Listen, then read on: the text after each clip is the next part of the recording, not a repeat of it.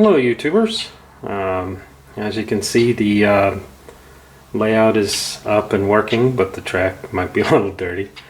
I've got some drywall dust on the track. You can see there's some back there behind the locomotives. So I just need to clean it up a little bit.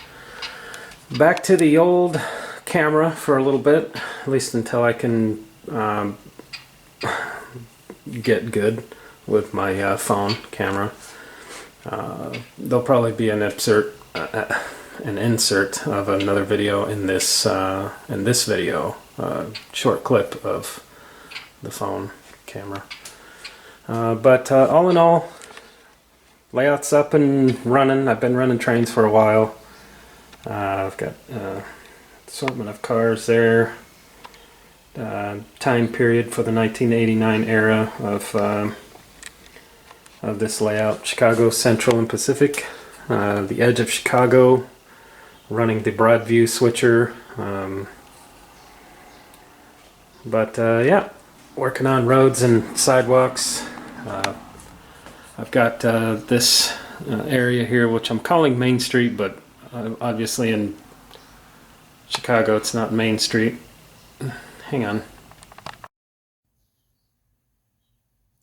So, sorry about that. Here we go again with the phone camera. Hopefully it takes it properly this time. So I'm calling this Main Street. It's obviously not Main Street of Chicago, but it's like the main street of this little layout section. I've got this old Wathers building here that I started detailing the inside of a couple years ago. This obviously needs a lot of work. I've got the wide street going across there. This parking lot here will be a gas station. It's not as easy as just scribing it up and putting it on. There's a lot of things I need to do, like right in this area. I'll need to lift up the color foam, cut pieces out underneath it, and then push it down inside to make the little driveway section. I'll have a short section here and then a short section here of driveway. Going into the gas station, I'm thinking of putting the building back here because when I get down like this with the camera, I want to be able to have kind of a clear view going all the way back there to the tracks and that industry that'll be in the background. That's going to have to be a scratch-built building. Looking forward to that, actually. That'll serve boxcars. It's the only industry on the far side of the tracks.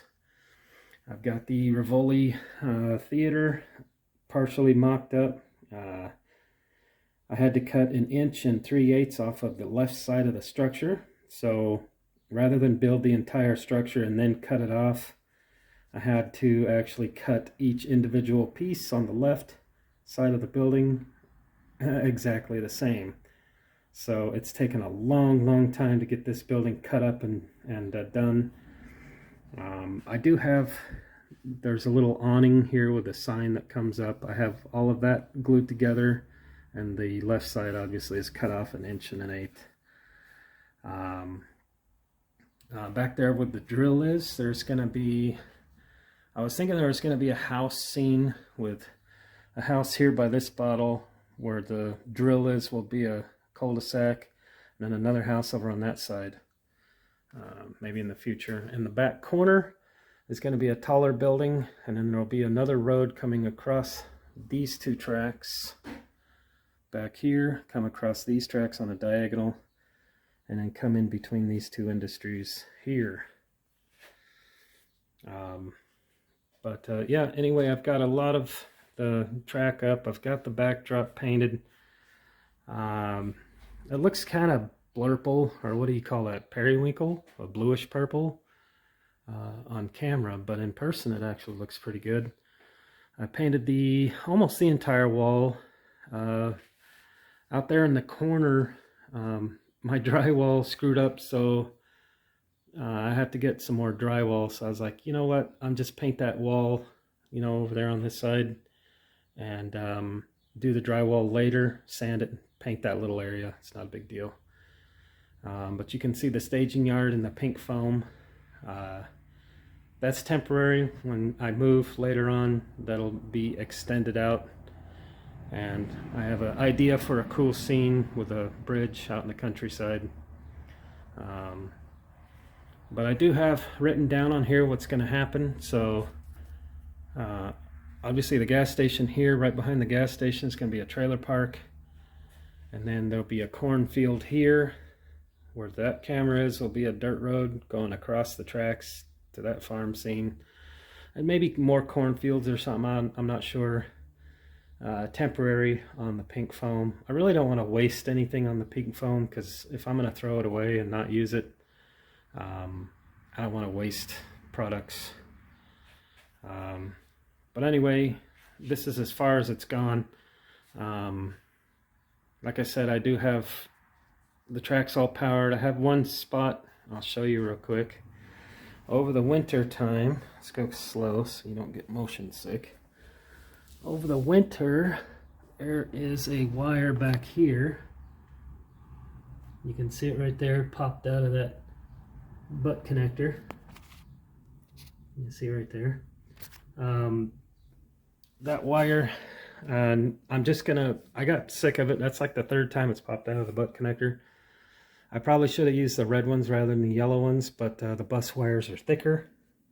The main bus wires are much thicker than the drop feeders, so they don't stick in too well. So I'm just going to solder it instead of connecting it, and then use some liquid masking tape or liquid electrical tape to get it to stay. I am working on the grain facility as well that goes here. I got the other silo almost done. It's all together. It looks just like that one. And then all back in there will be a big old tall grain facility. So anyway, that's it with the Chicago Central layout. I do have a couple other things, but I don't have them out right now. I got a couple other locomotives.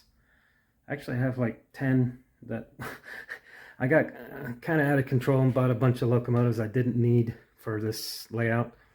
Chicago Northwestern, Sioux Line.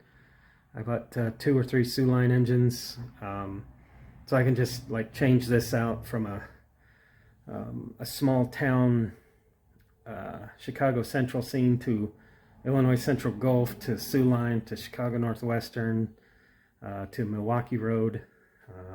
And then also I started collecting up some Milwaukee Road stuff for a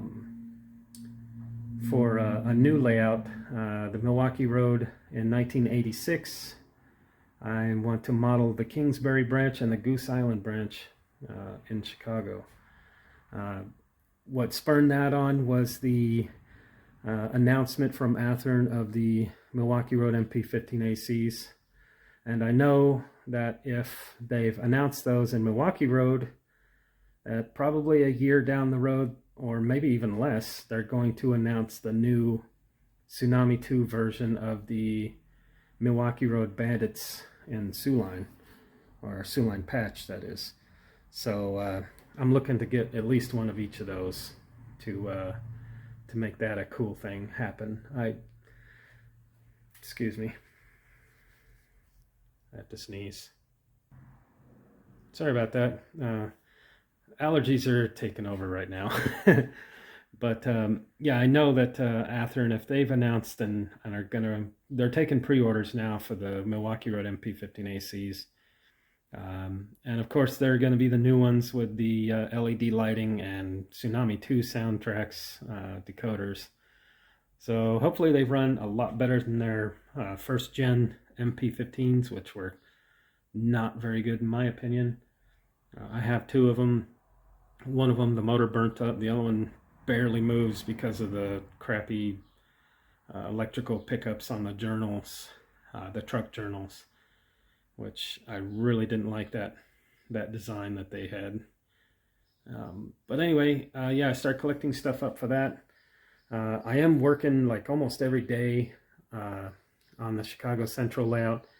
The problem is I just have so many things to do. Most of the work is not even on the actual layout. It's on structures that are in the other room over here on my on my one of my workbenches.